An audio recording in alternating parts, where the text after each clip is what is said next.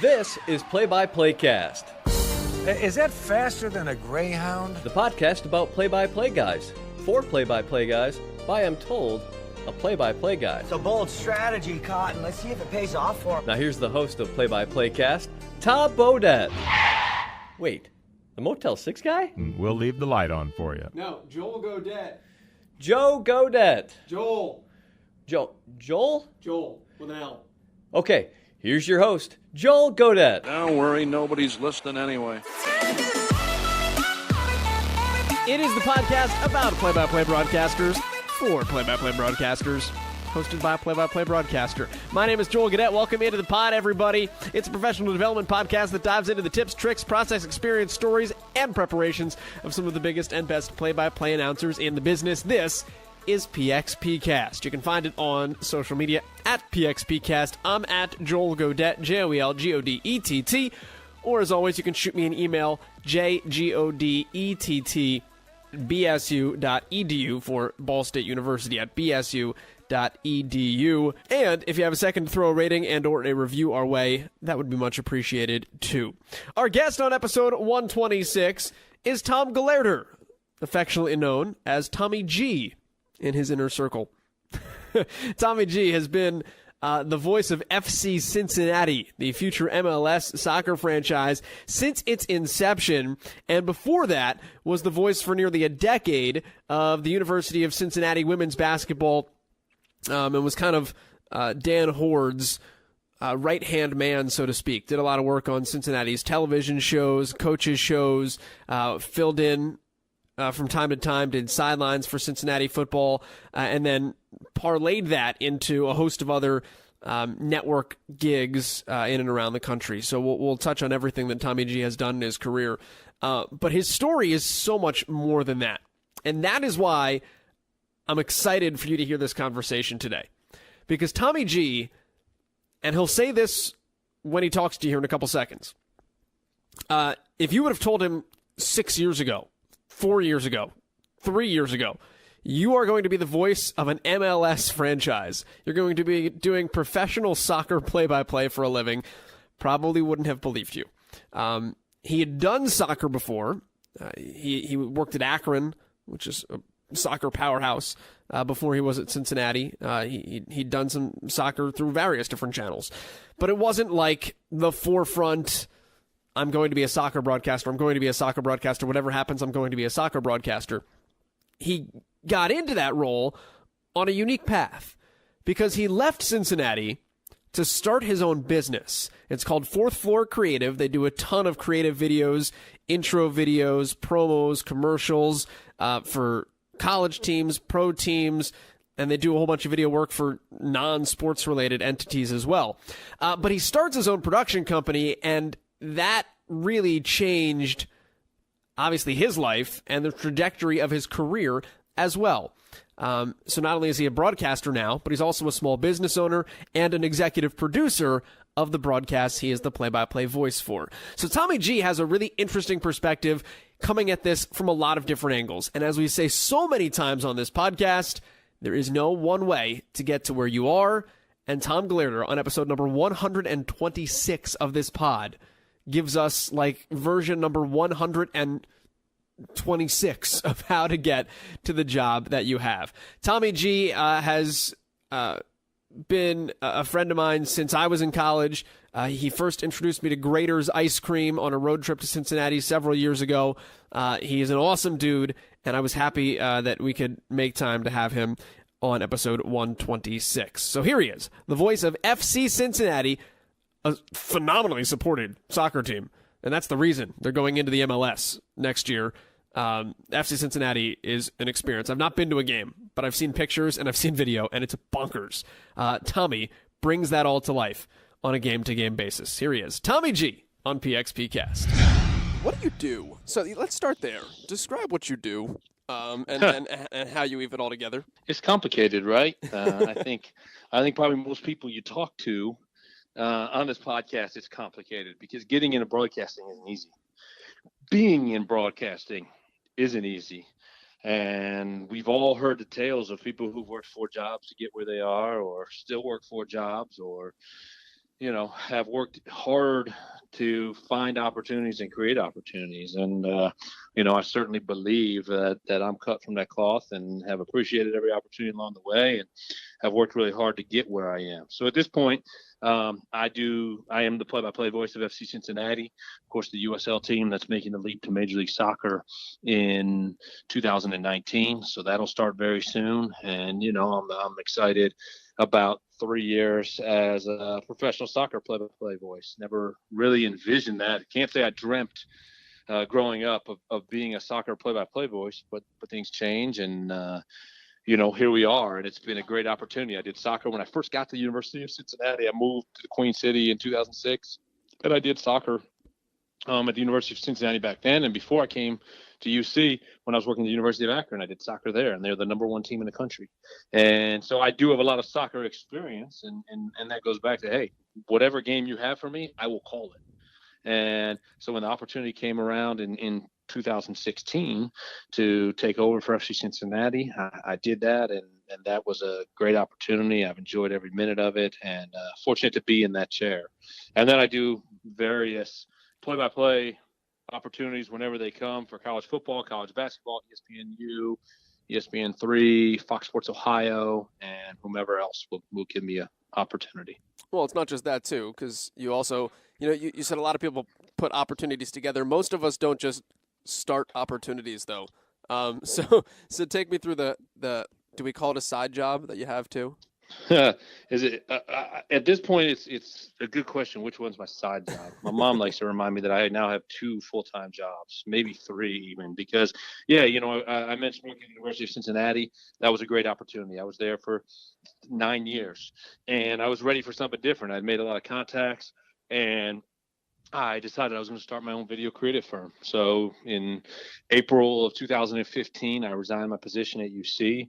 And I'd gotten a lot of great television play-by-play opportunities while I was there. Some I lost because I was a university employee, and some I probably gained via my experience there. But I was ready for something different. I needed a new challenge. So I walked away from UC in 2015, and I decided I was going to be an entrepreneur. And I started a video production business. We do video creative for professional sports teams. We do video creative for college teams, for college conferences, and corporations in Cincinnati and around the country. I mean, we've literally worked from coast to coast. We added UConn this year. We worked with the West Coast Conference, and schools everywhere in between: Georgia, Tennessee, Cincinnati, Xavier, NKU, University of Akron, and create high quality videos. So you see the intro videos that come on the screen at the beginning of a basketball game or a college football game. Those we are making here in shop. And then we do video headshots, TV commercials, and everything else. So that opportunity came about, and I started the business. And honestly, at that point, I was a little frustrated with broadcasting. As I mentioned, I had lost some games because I worked at UC, some high-level ESPN broadcasts that I was scheduled for and was taken off because I was a UC employee, that other schools complained that, well, this guy, if he's calling a game and it involves the Bearcats, he's not going to call it fair. And which is baloney. Completely ludicrous. If anything, I'm going to make sure it's the most fair match I've ever called. It's going to be the most anti-UC match ever. Yeah. Like you're going to lean so far the other way. Sing the UC fight song during the broadcast? Because if I do that, and you know as well as I do, the coordinating producers are never calling you again if they think that you're calling the match or the broadcast, the game, whatever it is, unfair. And so I was very cognizant of that. I'd done games involving UC. I did a game involving UC against St. John's, one of the years when St. John's was really bad. It was when Coach Lavin was sick, and he had missed a bunch of games, and they had a terrible start to league play. They hadn't won a game in a while. They hadn't won a league game yet, and they won on a buzzer beater at Fifth Third Arena.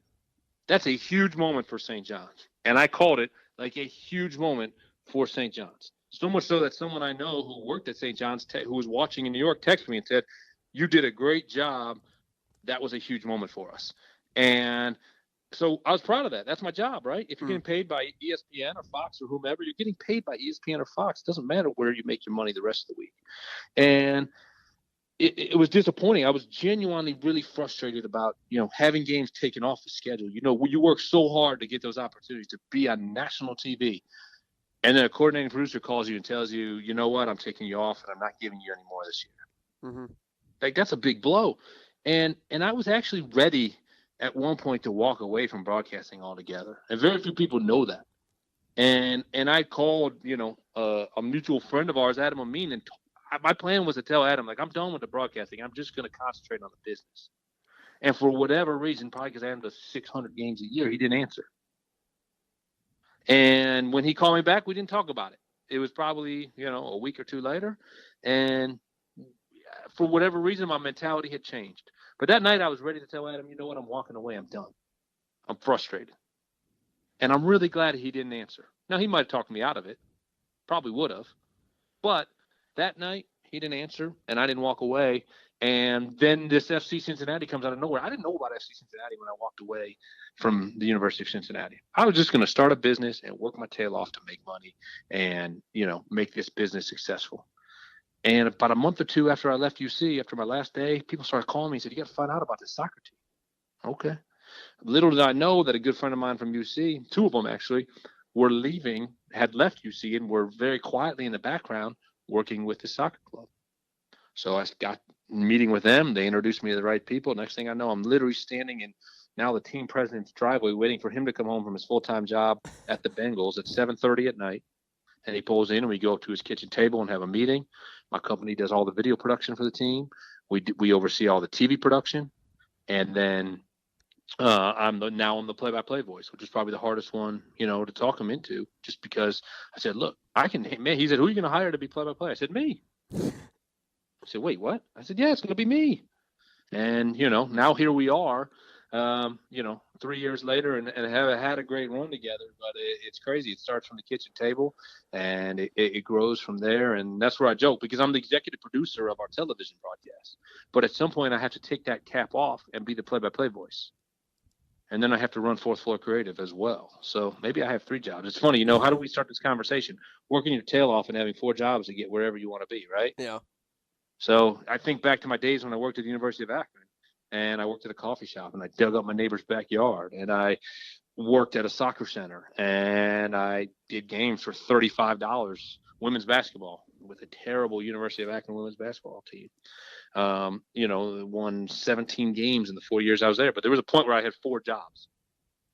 And now I have 3 jobs again. So it's funny how everything comes full circle. What's the craziness of all that, though? We'll get into the executive producer and play-by-play all at the same time aspect of it. But the you deciding you're going to walk away and start your own thing, and very quickly you wind up entangled with FC Cincinnati, so that kind of works out in that way. But I mean, to gamble on yourself and bet on yourself that way and take a shot, I think there's probably a lot of us out there that are saying, like, man, I'm ready to walk away from this. It hasn't worked out, et cetera, but don't pull the trigger because they're afraid of what's on the other side. Yeah, and I think that's how did you come to grips with that?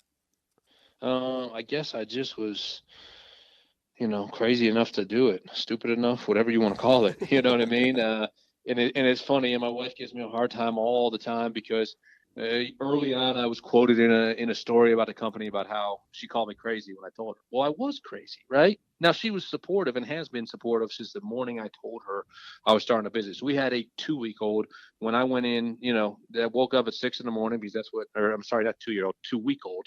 We had a 2-week-old, 14-day-old baby when I woke up at 6 a.m. after having this epiphany the night before, like, by golly, I'm going to do it. And went and got my son out of the crib and brought him into the bed. And as we kind of all woke up together, I said, hey, I'm quitting. She said, you're doing what? You're crazy. What do you know about running a business? And she was right in that I'm crazy. And she's right in that I didn't know a dang thing about running a business. And I said, I don't know much, but I'll figure it out. And again, in case she listens, and I'm sure she subscribes, she has been supportive since day number 1, to be very clear. But yeah, was I crazy enough? Sure. And I think you have to be a little crazy. You know what I mean? You walk away from a university job with pretty good benefits for a self-employed job with no benefits. And that was tricky to navigate at times, but you got to believe in yourself. And if you don't believe, and I think that is whether you are your own boss or you're not, if you don't believe in yourself, you have no chance. You got to believe in yourself every day that you're going to work your tail off and it's going to pay off. And sure, the first year we lost half the money we put into this business. Ever since then, we've been profitable. So, it's working your tail off. It's knowing when you get kicked in the face that it's okay. Like, you get back up, put ice back on, jam your teeth back in your gums, and get back to work. And, that's the same thing with being ready to walk away from broadcasting. Like, I was down, right? And ready to call quits and be like, you know what? All right, I've had a great run. I've done great things. I've been to bowl games. I've been to NCAA tournaments, and this has been awesome, but it's time to focus on something else. But you know what? After I had that little cloud of darkness, I slapped myself in the face and created a new opportunity and couldn't be happier. I've told the president of FC Cincinnati this on multiple occasions. Like, calling the soccer games for FC Cincinnati has been the highlight of my broadcast career. And 4 years ago, I would have never told anybody that I could imagine that, right? Like, calling professional soccer will be the highlight of my career. I doubt that. Just because it had never been a reality. And now it's a reality, and it's incredible, and it's been a joy. We've done 78 games the last 3 years, and it's been just rejuvenating for me. So that part is awesome. The business is awesome, but yeah, you have to start a business of any sort. Whatever you're going to do, you got to believe in yourself, and you got to believe in your contacts and your support system and your people, right? I've had people believe in the business since day one. The American Athletic Conference is a great example. They were our first client. They've been on board ever since, and they're a joy to work with. And they took a leap of faith with us, and we've repaid them for that tenfold. And now they're a consistent client years later. And so you got to have belief in yourself, and you got to have people you believe in, and again, just be just crazy enough to take that leap of faith. What did you do to gain the skill set that you needed to run Fourth Floor 2, from the standpoint of, like, you obviously were not just a broadcaster at UC, you wore a ton of different hats, right? How much of that did you know before you got to Cincinnati? How much of that was self-taught when you got to Cincinnati, working with other people? Like, how did you grow in terms of other areas outside just calling games that created those opportunities for you? Yeah, part of it is, if you're a broadcaster, 99 out of 100 broadcasters are personable people, right? So you're going on a trip, doesn't matter where you go, you're making friends. At the conference tournament, you're making tons of friends. You're seeing the friends you made during the season, but you're seeing all your conference friends. You go on the football charter with the team, and there's donors on there. And because you're that more public face, you're somebody who they see on the TV shows or on the broadcasts or on the web videos. Like, they're like, oh, hey, there's Joel, or hey, there's Tommy G, and they want to say hi. And they're local business owners. And so the big thing for me, honestly, part of it was knowing I had the network around the country of people, of friends I made at the American Athletic Conference, at the University of Georgia, University of Tennessee, so on and so forth, right? Where we were able to pick up partnerships. But, the other part is in growing myself was I got to figure out how to be a businessman. I really don't know the first thing about being a businessman. I was at UC for 9 years, but I always had an oversight who oversaw any type of minimal budget that I had. So I didn't really manage a budget. There might have been money for us to buy equipment, but somebody else was managing that budget. And, so what did I do? Literally, I called every donor that I had become pretty close with, either pretty close to very close with. I called every single one and set up a meeting with them. And I think back now, this was, 3.5 years ago, that I went and met with these CEOs, presidents, general managers of some of the biggest businesses in Cincinnati, and sat at their desk. They gave me an hour of their time. And I know how busy they are. That's huge. They gave me an hour of their life to try and help me and teach me how to start a business. And I said, I asked some of these guys for money, and nobody gave me any, which in hindsight's a great thing because I own a larger percentage of the company now. But, at the time I was like, dang, they all tell me they believe in me, but nobody's writing me a check. Isn't that a mixed message? Now I get why they didn't write me a check, but not a single one of them was like, are you sure that this is what you want to do? Every single person gave me great advice and told me to go do it. And that's when I knew all right, I could do this. I also went on Amazon and bought a bunch of books about how to start your own business. Some of the books I liked, some of them were okay, but I got a lot of advice from there too, and a lot of things that I hold with me. One of the biggest pieces of advice, I can't remember if it was from a book or one of my mentors, but somebody told me very early, like, look, you're not going to just call Ball State and get Ball State. Like, first call, you don't get somebody. It takes 10 or 12 conversations before somebody will sign on to do a deal with you. I left UC on May 5th. I met with Xavier University on May 6th, literally the next day, and didn't get a deal with them done probably till October, 5 months later. And they are next door to my office, like stone's throw away is the Cintas Center and all of their offices. So I was all over them. 5 months it took to get a deal done. They are one of our biggest clients now, and we have an incredible relationship with them. When you look at other situations, UConn's a great example. We just got UConn on a pretty sizable deal. We're doing football, men's basketball, women's basketball, ice hockey intro videos for them, and then some other assets. And it took me 3 years to crack them. I had a really good friend, obviously UConn and UC in the same conference. A really good friend at UConn, and he tried, but it just didn't work out for 3 years. And then he called me in late June and said, "We're ready. Let's make a partnership happen." And we worked really hard in July and made a partnership happen that is now awesome, and we're creating great content for the University of Connecticut. But it took 3 years to get that deal done. The West Coast Conference probably took me 2 years to crack. And it's a good lesson for anybody that, look, it takes, multiple points of contact in multiple ways and staying in touch with people. How do you make friends in broadcast, right? You stay in touch, you make friends. And when someone's jammed up and they need an opportunity or they know of an opportunity, they're going to call you. Your friends are your best network in anything. And so that's been the case in business. That's been the case in broadcasting.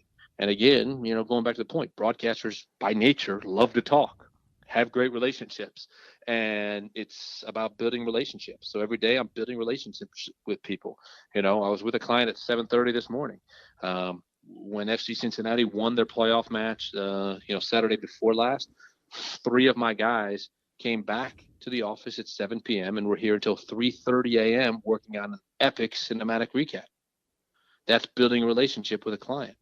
That's not something that was built into the arrangement, but that's something that helps further our relationship with FC Cincinnati, and our guys care greatly about all of our clients. And, we're going to do whatever we can to make sure that people are happy. So, those are the things that I've learned, relationships, and then also not to get too down when you lose somebody.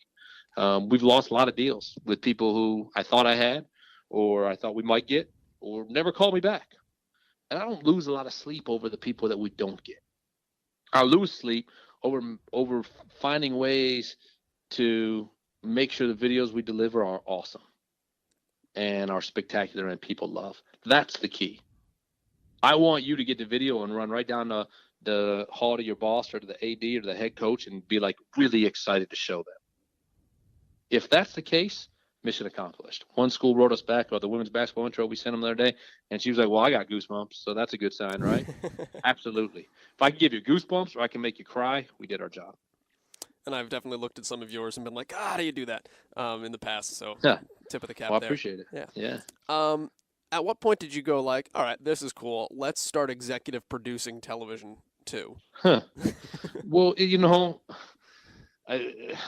there wasn't a point where I ever was like, I talk about how life just kind of transforms. There was never a point where I thought, especially in, the goal of building the business wasn't to get into television production, the oversight of it. But again, you're building a relationship with FC Cincinnati, and a later conversation with the team president, we're sitting at breakfast, eating chicken and waffles. I think they call waffles and chicken with the particular place we were at because the waffle came first. But either way, we're sitting there eating breakfast, and as we're going through all the touch points, and honestly, I thought, for FC Cincinnati, I thought we're just going to help them get off the ground and launch. And maybe there'll be some little projects for us here and there. And now we're their primary video provider. But in our continuing conversations after we knocked their socks off at their launch in 2015, team president, he's like, all right, we have certain requirements for streaming. We have to stream 4 cameras, we got to do it at this quality, blah, blah, blah, blah. I don't want to just stream. I want to put every home match on TV. Can you help me? And I said, absolutely. You know, I've been involved in putting some TV deals together and obviously done TV play-by-play. Yeah, sure, we can do that. And he's like, okay, you know, what's your plan of attack? Blah, blah, blah. I said, well, I have contacts. Let me call some people. I'll start getting bids on trucks, and we'll go from there. And, I mean, literally it grows from sitting there at breakfast where he's like, can you provide this service or should I enlist somebody else? This is October maybe of 2015. Did you ever think, like, maybe you should just enlist somebody else because I'm going to say yes, but I really am not sure how I'm going to actually put this together. But you know what? I'm just going to say yes, and we'll go from here. Nope. Okay. Nope. You better figure it out, right? I had somebody come, I mean, not to stray from the executive producer, but you got to, in this business, you figure it out. I had somebody come to me and say, I want 3D imagery of what a Kroger store could look like. If we build these like space age register contraption things and these new shelves that change prices and all this stuff digitally, we want to know what that'll look like. I can't go into Kroger, take a picture of it and tell some guy to like make it look cool because it doesn't exist, right? It exists in this guy's head only. So he gave me all his drawings. I found a guy who could create it. And we delivered these high-end images to Kroger. Then that guy took to ask for the funding to create these space shuttle registers. And so, no, you got to figure it out, right? That's how I look at it. So I knew enough, and I have enough friends in the television business in town, and I called a guy who ended up being our producer and was like, Dave, give me some thoughts on this, that, and other thing. And he did, and now he's our producer and director for all our broadcasts. You know, so you lean on your friends for advice, and you know where to ask questions, and you know you have to know absolutely where to draw the line and not get in too deep because you don't want to ruin a relationship. But if you know enough to be dangerous, you can fill in the blanks pretty easily. So take me through producing a broadcast. What's your job? Let's say FC Cincinnati plays tomorrow. What are you up to? So my job is to coordinate and put together all aspects of the broadcast. So, you know, first step is to make sure we have a truck, make sure we have a crew. Fair, yeah. You know, so I'm coordinating all that. Whereas, you know, you if you're just doing a play-by-play, you prepare, you talk to the producer, the director, graphics, and say, hey, I want this, that, and other thing. But you aren't setting up the crew and finding out who the engineer is and how transmission is and making sure the transmission window is open and so on and so forth. Also part of my role, because, you know, why not? I also traffic the matches. So, you know, 2 days before I have to send in traffic instructions and make sure all the commercials, I have to make sure all the commercials are on the server for the TV station. You know, so those are all the things that go on before we even get to match day. Then when we get to match day, I got to be at the stadium 6 hours before to meet the truck. I have the keys to the castle, so I unlock the booth. I open all the doors, make sure that the crew can get everywhere they need to be, make sure their meal is scheduled, make sure they have snacks. I go to Kroger and pick up the crafts, you know, the snacks for the crew, bottled water, all of that. And it used to be the first year I would sometimes stay at the stadium. Sometimes I'd go home. I have 2 young children, so it's kind of distracting when you go home. And then last year I realized, you know, when I stay at the stadium, I get a lot of work done. So usually after I get the crew in and squared away at the dock and everything, I'll go up to the booth and then I go back to play-by-play guy. And I'll sit there and do whatever remains of my play-by-play prep. Somewhere in there, I may have to deal with some executive producer type things if we're having any difficulties with transmission or, you know, the truck. But fortunately, we have a really good crew that by 6 hours before, things are generally pretty tightened up, that they don't have to involve me and they can let me be a play-by-play voice. And from there, you know, I do my prep, my broadcast partners show up, I meet with them. Then we go to the team meeting 90 minutes before. We're very lucky the head coach allows us to come to his team presentation 90 minutes before the match, so we know exactly what the game plan is. Yeah, that's wild, by the way. Yeah, it's definitely not common in sport, period. And, you know, we have a coach that understands the value in that, not only from our end, but from his end, because we can explain, you know, without giving away secrets, we can explain what they're trying to do today. And, you know, last year, there's a perfect example. They went through a set piece where they knew our biggest center back would be open on the far post. And they told him, they said, Harry, you get one shot to head this ball in. Because if they see you sneaking in. After that, they're going to know that we saw it on film.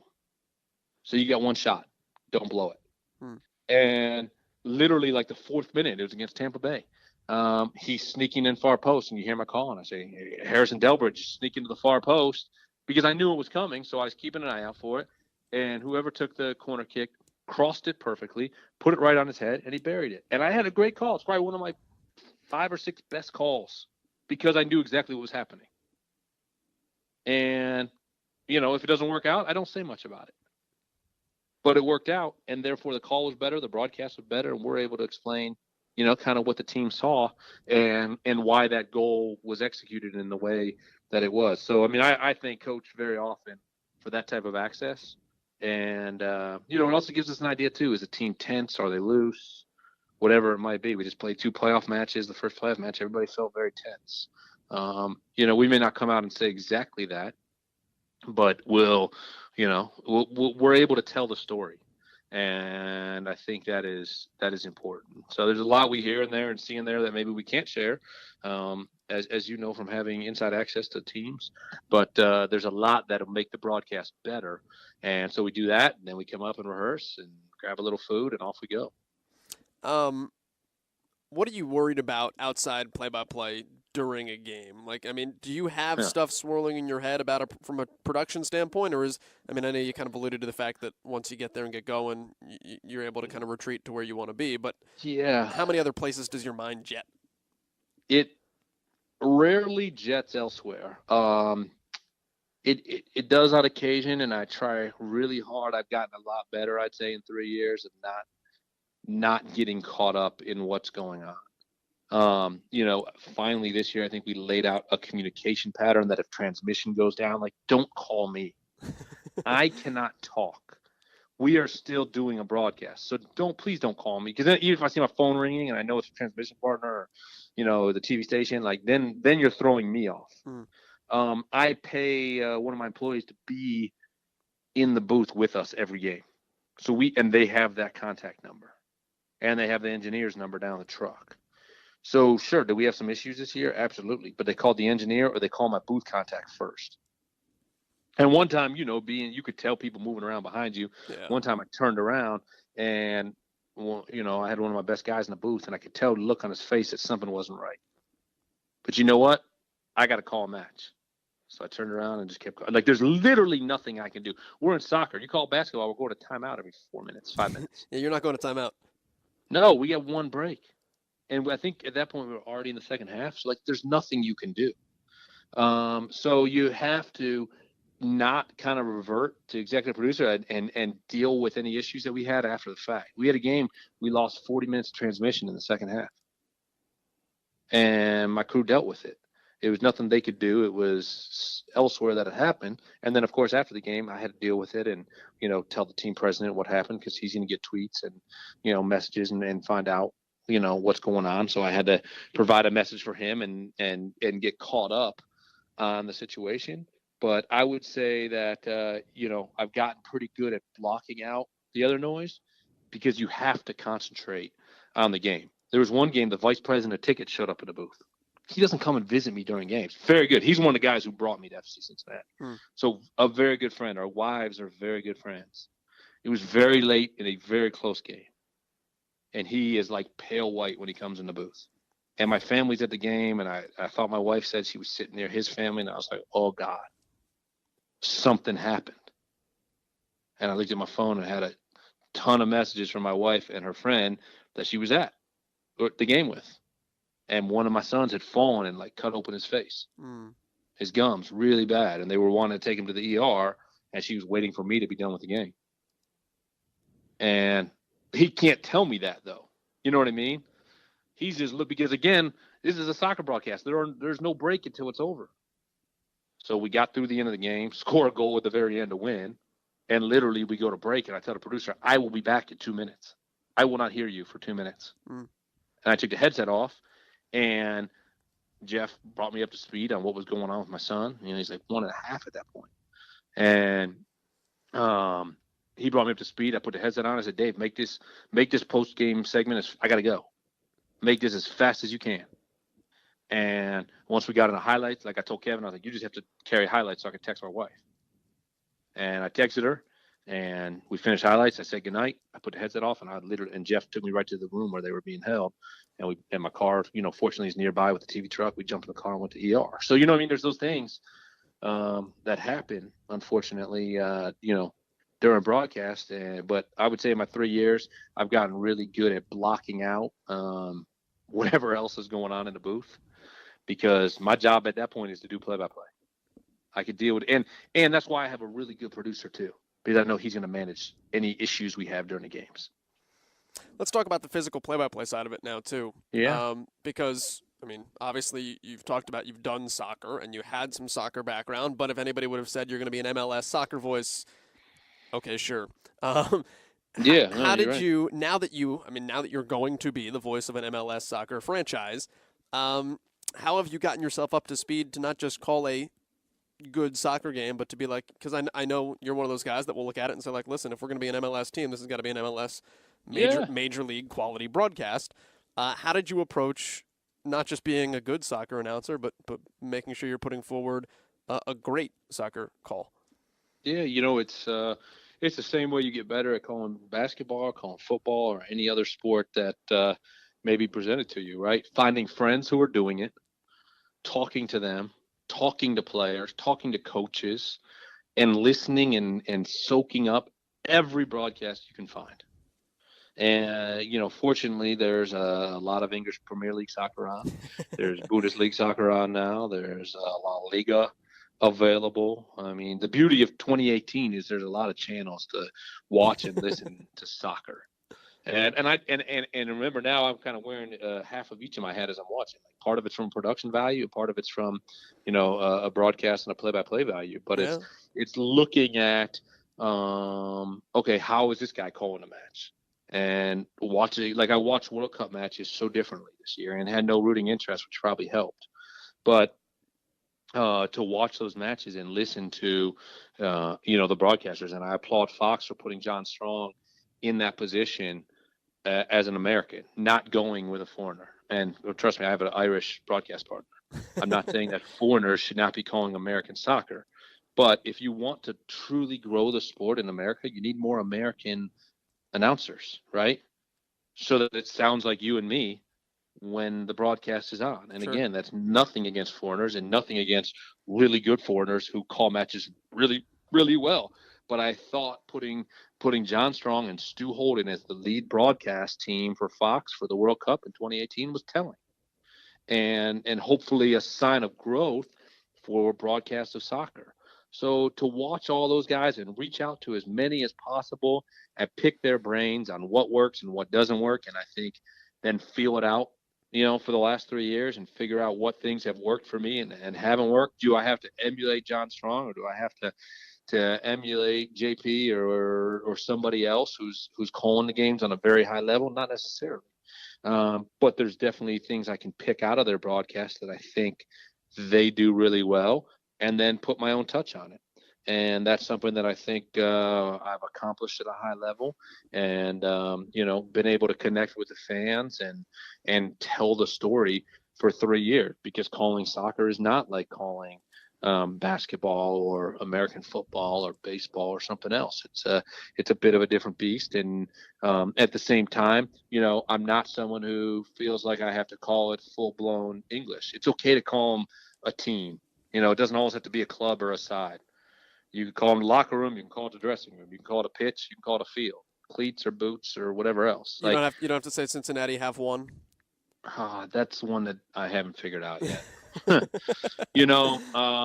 I probably will say has in those situations, and there are probably people who curse at me when I do. And it's tricky, right? Because it's FC Cincinnati, and it's become the orange and blue. That's not an official nickname, but that's something I called them at some point, and we'll continue to call them. It's a secondary name or whatever the heck you want to call it, But that's the plural versus singularity of the team name is something that is figured out, and it's interesting as I've learned, and we played MLS teams in U.S. Open Cup matches, that teams are pretty clear about how they want to be referred to. So I've seen in game notes, Major League Soccer game notes, where they point out, that we are a singular entity or a plural entity if they don't have, a nickname, and many of the teams do not. So, it's something that I think you just kind of have to feel out, but it's also the type of deal where, sure, you pick your friends and your colleagues' brains and say, hey, what am I doing well? Ask for feedback, and how can I improve? So it's not any different to the way that you or I would get ready for a basketball or a football game. So how do you call a good soccer game? Match. How do you call it? Yeah, what's unique to soccer, and what kind of freedom does it give you? Because you can be on the air for 2 hours and not have seen a goal. How do you make things interesting? How do you weave stories? How much action do you call? Obviously, there's the TV radio balance. How much action do you have to call? Hit all those pointers there for me. Yeah, it's an interesting question because, and we have done, for full clarity, a television radio simulcast for all 3 years, and I think we will continue in that fashion. Some MLS teams do it that way. Some guys who I've talked to in the last few months believe that it's impossible to pull off. I think soccer lends itself to a hybrid of types. It's almost like hockey that way. Yeah, because you can have a conversation and not miss a lot of action. And on radio, you're like, okay, they're talking about, Paddy Bard, how he stepped in as a starting center back and his story and coming here from Ireland, so on and so forth. And now it's back into the midfield. I don't give the score a lot, but I probably give it a little bit more because I know we're on radio as well, so you can't see it. But it's also easy to weave it in to a corner kick and say FC Cincinnati's, searching for an equalizer here. That lets you know they're trailing by a goal. You may not know if it's 4-3 or 1-0, but they need a goal. So I try to weave some of those things in. I listen to a collegiate game. My friend is a coach, for a college team, and I listened the other night, and the guy was calling the game by himself. And for soccer, and I've done it by myself. Soccer, I think it's very difficult to do a match by yourself. To have a partner who knows the game so well, and I'm lucky to have someone who has coaching experience, has professional playing appearance, was an All-American in college, and he sees things that I don't see. Now there's some things that I see that he's taught me in the last 3 years. I saw a change in formation in a match this year, and said it before he could. And it was like the proud papa moment. He was so proud of me because I recognized it like right away of how they were changing. FC Cincinnati had an injury. They were short a player because of suspension. And the way that I was able to recognize what the coach changed to in a matter of seconds was awesome. It was awesome for me because it showed my growth, right? Yeah. In the sport. But you don't have to describe every pass and every moment. You're going to say names a lot, so you don't always have to say the first name. But a lot of it is keeping it conversational and, figuring out, what are the right goal calls. This year, candidly, we did road games, not all of them, but some of them from the studio. I like most broadcast traditionalists, hate the Remy model. It is a big part of broadcast now. There were World Cup games that were done from the studio in Los Angeles.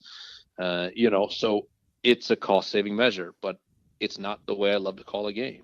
And we had a game at Ottawa, and we had a player score an incredible goal from midfield. I only have the produced game angle. I didn't know the goalie was 30 yards off his line because he wasn't in frame. And when our player hit the ball on a volley from midfield, my call was very underwhelming because I really didn't know what was going on as if I had been at the stadium. That's interesting. And I got torched on Twitter by fans who were like, really? That's all you got? Like, that might be the goal of the year. And I wanted to be like, really? Do you know I'm sitting in but we don't talk about it. Yeah. I want to be like, I'm sitting in a studio watching it on a 50-inch TV, just like you on your couch. So, like, to see that play transpire, it literally went from a goal kick headed off to our player who struck it on a volley from just across midfield. you don't anticipate that. If you're at the stadium, you might anticipate it a little bit more. But watching it on a remote type situation, you can't. And so, but again, you got to feel out your goal call. You don't want to go over the top on what's an average goal. So it's been an interesting process, but I think it's finding your pattern and your conversational style with your broadcast partner, and learning the sport as well as you can to be able to relay to the fans kind of what's going on is a big part of it. What's a good goal call? Like, are you one of those, like, I mean, I've heard goal calls from you, but how do you balance the, like, holding the word goal that I feel like we come to expect in soccer? It's interesting because I think I did a little bit of that more, the goal, the first 2 years, and maybe not as much this year. There are guys who like to hold the name, right? Where, like, Ledesma, or they'll repeat the name multiple times, and that's fine, and I've probably been there. I fell into a little bit of there it is, because it's that moment you're waiting for, right? Like, that's everything you're building toward is that goal. And so at times a little bit of there it is, or we've had some big moments against big teams in games that I've called, and it's varied. I try to tell you how they hit it. We had a big one on a penalty kick, and we had a goal in that match last week too. And Corbin Bone brings them to their feet. I mean, we had a really nice crowd, and again, you're painting that picture, right? You're trying to tell people what's going on. So I don't think, developed a standard goal call, and I think that's okay. I think it has to be your style, just like it's your style on a three-pointer or a touchdown. Some people do the exact same thing every time, and that's great. And some people don't, and that's okay too. How do people follow you, FC Cincinnati, Fourth Floor Creative? Yeah. Everything else you're still doing. What's the best way to keep in touch with Tommy G? Yeah, I think social media. We're all over there. Whether it's the company, you can find Fourth Floor Creative on Facebook, Twitter, Instagram, behind the scenes of what we're doing, and then obviously we let our videos fly there too once they come out. Myself on Twitter, Tommy_G, very active there. Instagram, 03Gs. That's where all the kids are these days, right? Instagram, of course, obviously. So Instagram's where I got to be my broadcast partner, not on Instagram. Our sideline reporter and I just have been shaming him all season, so we're trying to insta-shame him, I think, to create an account. I've started a big ruse that I think I told him that MLS broadcasters have to have Instagram accounts, so he should probably just get one now. That's funny. So we're trying to get him on Instagram. But, Instagram, Facebook, Twitter, you name it. I don't do Snapchat. Somebody told me Snapchat's dead. I don't know. I've never done Snapchat. I have not been on it since they reformatted it. Okay, so there you go. If Joel is not on it, then it's dead. So well, I've since found out that our entire basketball teams all use it because we. Oh. Yeah, but there you go. Whatever. Well, the kids are. Yeah, I guess whatever. I'm not a kid anymore. I guess. Yeah, don't come find me on Snapchat, but I'm there on Twitter, and then of course you can follow the club on there as well, and FC Cincinnati and all the great things. We have a rebranding announcement coming in a couple of weeks that we're obviously working on a big video piece for, so that'll be coming, and then expansion draft and super draft and everything in between. It's going to be an exciting few months leading up to March when we play a Major League Soccer game, which will be incredible as well. All right, that is Tom Gelehrter on PXPcast. If you want to extract one overarching lesson from what you just heard, to a certain degree, in this industry, but in any industry, in any walk of life, in any craft, in any job, in any pursuit, at some point you have to bet on yourself. And Tommy went all in on Tommy G. Like, all in. Like, not only put all the chips on the table, but like took some chips from some other people and put them on the table. He's like, we're going on black here and we're rolling the wheel. Put your chips on. We're riding. He bet big time on himself and he won big time. Fourth Floor Creative has become an awesome company, and his affiliation through that with FC Cincinnati has been awesome. Obviously for FC Cincinnati, but also for him and the people that work in his employ. It's a really cool enterprise to have seen grow over the last couple of years. So bet on yourself. Take that shot. Believe in yourself, and good things happen. In this industry, and in all walks of life. Tom Gelehrter, our guest on episode 126 of PXPcast. If I am still alive next week, we'll have an episode. But I got a ton of video board work to crank out for basketball, and midweek Maction is coming. It's here. Like, I've got football games on Tuesdays. I've got 9 broadcasts over 15 days in several different states starting Tuesday of next week. So, sleep optional. This podcast not. We'll have one for you next Friday. Download it. Subscribe. Back here. Hit it, Marshmallow. We are out of time for today. This is PXPcast, and we're out. And that will do it from St. Louis, where the score is inconclusive.